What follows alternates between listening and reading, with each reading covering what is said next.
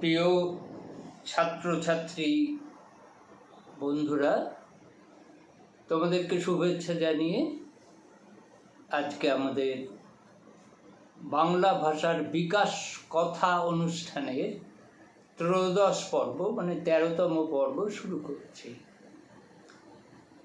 আজকে আমাদের আলোচনার বিষয় সন্ধি এবং সমাসের পার্থক্য, আর দ্বিতীয় যে বিষয় সেটি হচ্ছে দ্বিগু সমাস সম্পর্কে কিছু আলোচনা। তা আমরা প্রথমেই সন্ধি আর সমাসের পার্থক্যটা নিয়ে আলোচনা করছি।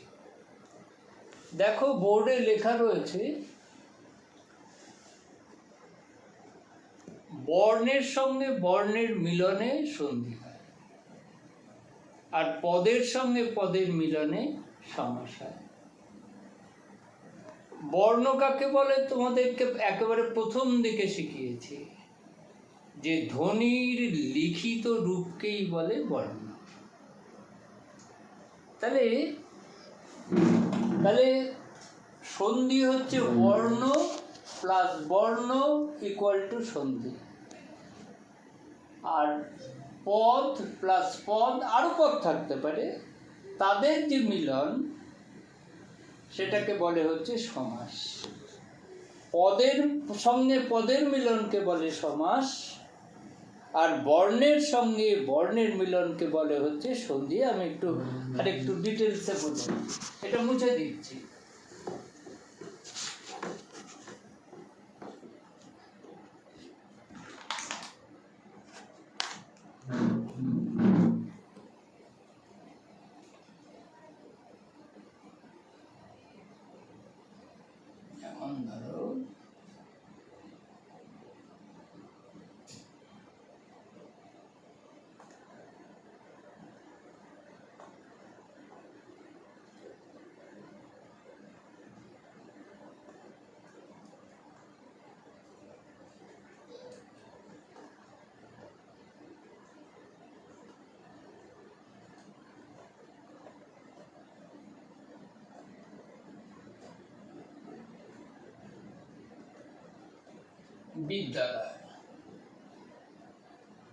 বিদ্যালয় যেমন ধরো বিদ্যালয়,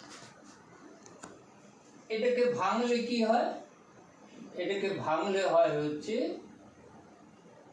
বিদ্যা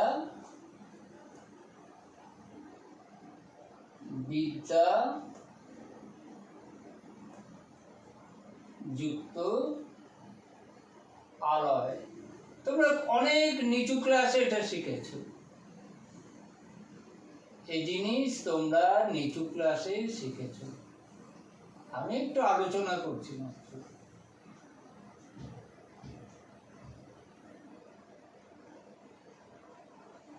দেখো, এখানে কিন্তু বিদ্যার সঙ্গে আলয়ের সন্ধি হচ্ছে না।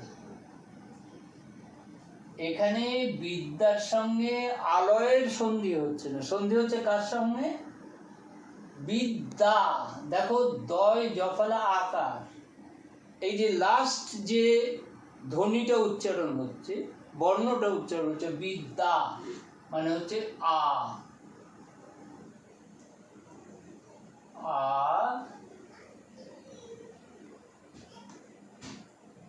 প্লাস এখানে একটা আ রয়েছে, এখানে একটা আ রয়েছে, সেই আ, এদের সঙ্গে সন্ধি হচ্ছে, এদের সঙ্গে সন্ধি হচ্ছে, হয়ে গেল কি আ প্লাস আ ইকুয়াল টু আ। অ থাকলেও আ হতো, অ প্লাস আ ইকুয়াল টু আ হতো, আ প্লাস আ ইকুয়াল টু আ হয়, অ প্লাস অ ইকুয়াল টু আ হয়। সুতরাং তাহলে বর্ণের সঙ্গে বর্ণের মিলনে হয় হচ্ছে সন্ধি। যেমন ধরো ইত্যাদি, যেমন ধরো ইত্যাদি,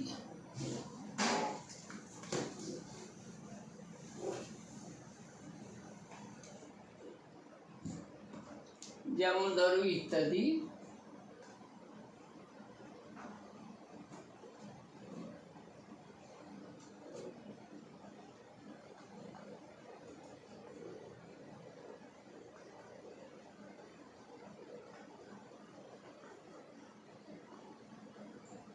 ইত্যাদি ইত্যাদি। একে যদি সন্ধি করি তাহলে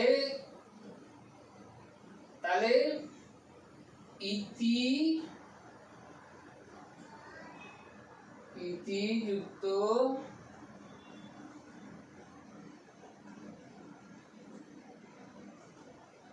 আদি,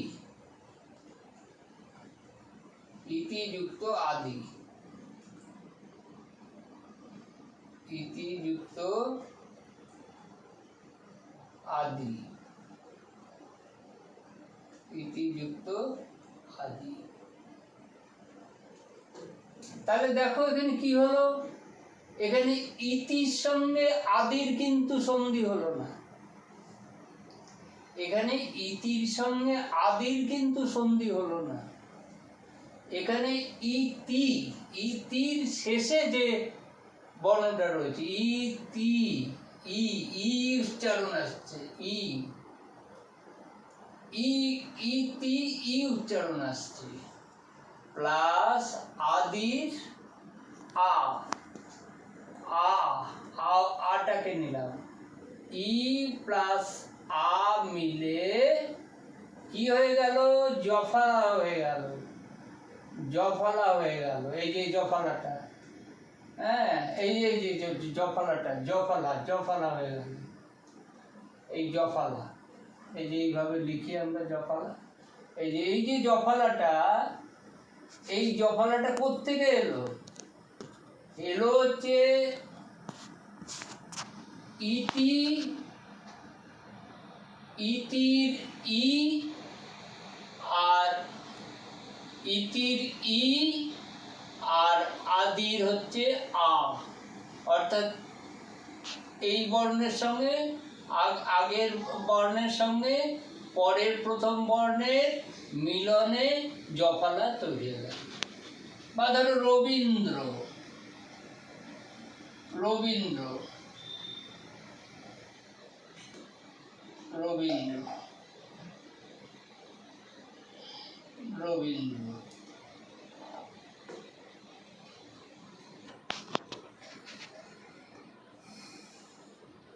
রবীন্দ্র, র বয় দীর্ঘি দন্তে নয় দয় রফলা, রবীন্দ্র, সন্ধি করছি, সন্ধি করা আছে, ভাঙছি, র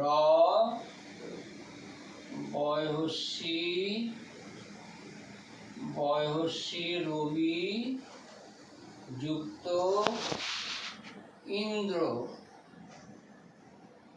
রবি যুক্ত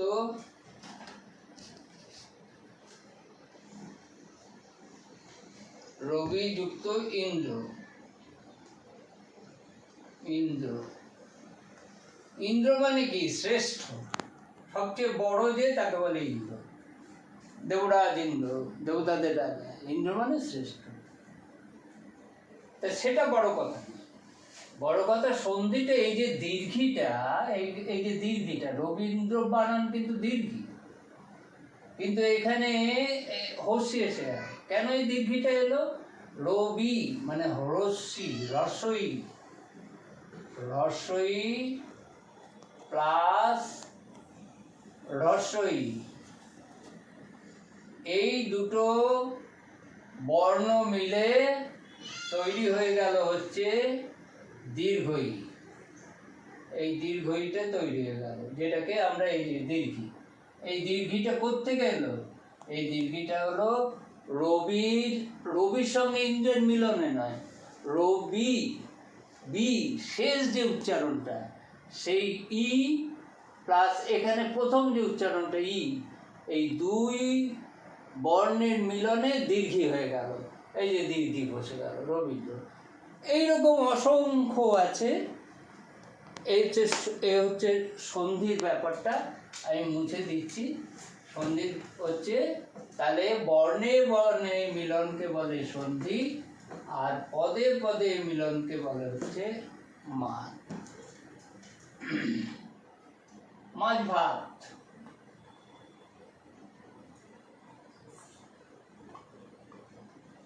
মাঝ ভাত। মাছ ভাত ইকুয়াল টু হচ্ছে, এর আগের দিন দ্বন্দ্ব সমাসে দেখিয়েছি যে যে সমাসের দুটো পূর্বপদ, এটা পূর্বপদ এটা পরপদ, দুই পদেরই সমান অর্থের প্রাধান্য থাকে, সেই সমাসকে বলা হচ্ছে দ্বন্দ্ব সমাস। যাই হোক, দ্বন্দ্ব সমাসের উদাহরণ দিয়েই বোঝাচ্ছি। মাছ, ভেঙেও দেখিয়েছি, মাছ ও ভাত। তাহলে দেখো ব্যাপারটা যে এখানে কিন্তু মাছ একটা পদ, ভাত একটা পদ। এখানে মিলনটা হলো পদের সঙ্গে পদের, এখানে মিলনটা হলো পদের সঙ্গে পদের, পদ প্লাস পদ। পদের সঙ্গে পদের মিলনকে বলে হচ্ছে সমাস। পদের সঙ্গে পদের মিলনকে বলে হচ্ছে সমাস। সমাস তাহলে সন্ধিও মিলন, সমাসও মিলন। সন্ধির মিলনটা হচ্ছে বর্ণ প্লাস বর্ণ ইকুয়াল টু সন্ধি।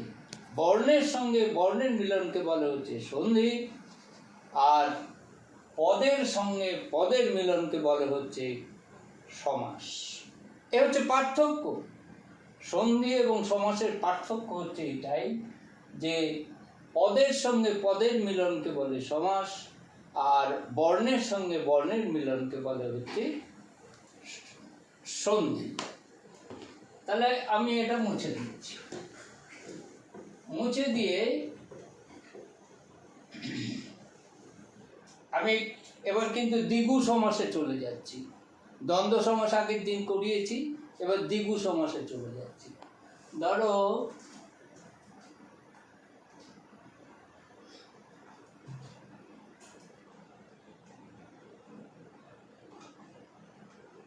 মাথা, মাথা,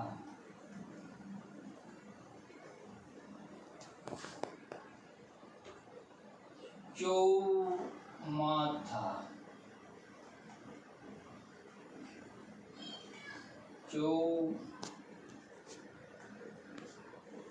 চৌমাথা,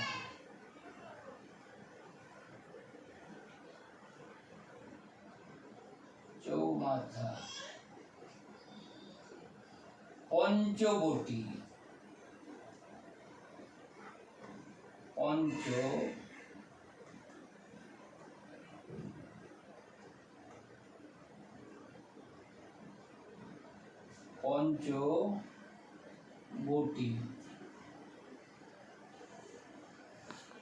পঞ্চবটি, পঞ্চবটি, সপ্তর্ষি, সপ্তর্ষি, সপ্তর্ষি,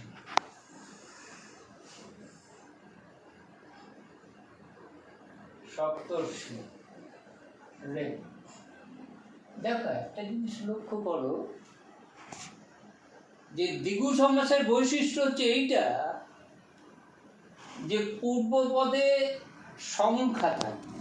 দেখো তে কিন্তু 3, তে পূর্বপদে তে রয়েছে, পূর্বপদে চৌ রয়েছে, চৌ মানে 4, পঞ্চ মানে 5, সপ্ত ঋষি, সপ্ত রয়েছে, সপ্ত মানে 7, এরকম ভাবে পরপর চলবে। নবরত্ন, নব মানে 9, হ্যাঁ। তারপরে ধরো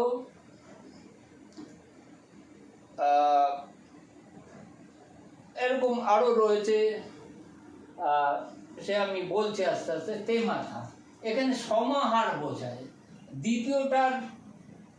দ্বিতীয় এই তেটা হচ্ছে পূর্বপদ আর মাথাটা হচ্ছে পরপদ। দ্বিগু সমাসের বৈশিষ্ট্য হলো পরপদের অর্থটা প্রাধান্য পাবে, আর পূর্বপদ সংখ্যা থাকবে, সব সংখ্যা। যেই সংখ্যা দেখবে হচ্ছে সমাহার বোঝায়। সমাহার কথাটার অর্থ হলো সমষ্টি। তে মানে 3, পূর্বপদে তে রয়েছে, তাহলে আমরা কি লিখব? তে তে মাথার, তে মাথার, তে মাথার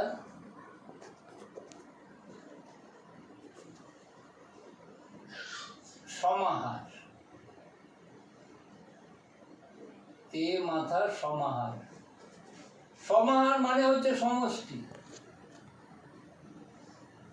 তে মাথার সমাহার মানে 3টে মাথার এক জায়গায় মিললে কি হয়? 3টে মাথার 3 দিক থেকে 3টে রাস্তা একটা জায়গায় যদি মিলে, তে মানে তো 3, তাহলে সেই যে জায়গাটা তাকে বলে হচ্ছে সমষ্টি। 3টে মিলে একটা সমষ্টি তৈরি করলো, তাকে বলে সমাহার।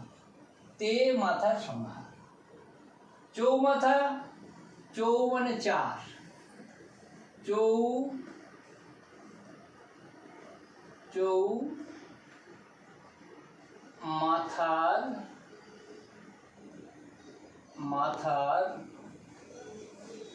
চৌমাথার সমাহার লেখার জায়গাটা পাচ্ছি না, কিন্তু সমাহার হবে যে তে মাথার সমাহার, সমাহার, তে মাথার সমাহার, সমাহার, লাস্টে সমাহার থাকবে। প্রথম তাহলে লক্ষণ কি দ্বিগু সমাসে? প্রথমে থাকবে হচ্ছে তোমার সংখ্যাবাচক শব্দ, যেমন তে মানে 3, চৌ মানে 4, পঞ্চ মানে 5, সপ্ত মানে 7। ঠিক একইভাবে পঞ্চবটী, পঞ্চবটের সমাহার, পঞ্চবটের,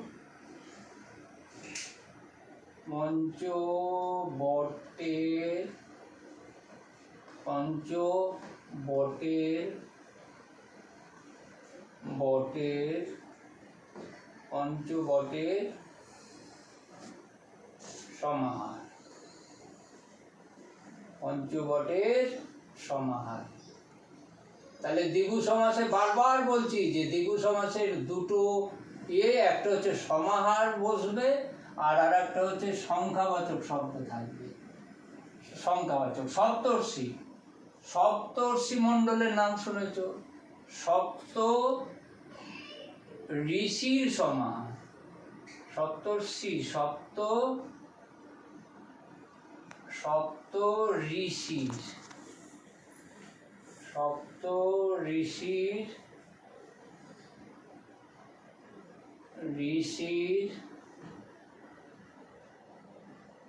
সপ্ত ঋষির সমাহার, সমাহার, সপ্ত ঋষির সমাহার, সপ্ত ঋষির সমাহার। অর্থাৎ যে সমাসে পূর্বপদে সংখ্যা থাকবে এবং পরপদের অর্থটা প্রাধান্য পাবে এবং লাস্টে সমাহার বসবে, সমাহার বোঝাবে। তে মাথা কথাটার মধ্যেই তো 3টে মাথা মানে সমাহার, সমষ্টি। সমাহার কথাটার মানে সমষ্টি। সেই সমাসকে বলা হচ্ছে দ্বিগু সমাস, সেই সমাসকে বলা হচ্ছে দ্বিগু সমাস। তাহলে আজকে আমরা জানি, আলোচনা করলাম। প্রথম হচ্ছে সন্ধি আর সমাসের পার্থক্য। আমরা আলোচনা করলাম যে বর্ণের সঙ্গে বর্ণের মিলনে হচ্ছে সন্ধি হয়, আর পদের সঙ্গে পদের মিলনে হচ্ছে সমাস হয়। 2 নম্বর আলোচনা করলাম দ্বিগু সমাস, এবং তার বললাম যে দ্বিগু সমাসে হচ্ছে সমাহার বোঝাবে। সমাহার কথাটার মানে হচ্ছে সমষ্টি, আর হচ্ছে পূর্বপদে সংখ্যাবাচক শব্দ, যেমন তে থাকতে পারে, চৌ থাকতে পারে, পঞ্চ থাকতে পারে, ষষ্ঠ থাকতে পারে, অষ্ট থাকতে পারে, নবরত্ন, নব মানে তো 9, নবরত্ন ইত্যাদি সংখ্যাবাচক শব্দ থাকবে। এইটাই হচ্ছে দ্বিগু সমাস। আগামী দিন আমরা আলোচনা করব হচ্ছে তৎপুরুষ সমাস। আগামী দিন আমরা আলোচনা করব তৎপুরুষ সমাস। তোমাদেরকে আজকে এখানেই শেষ করছি। তোমাদেরকে অসংখ্য ধন্যবাদ।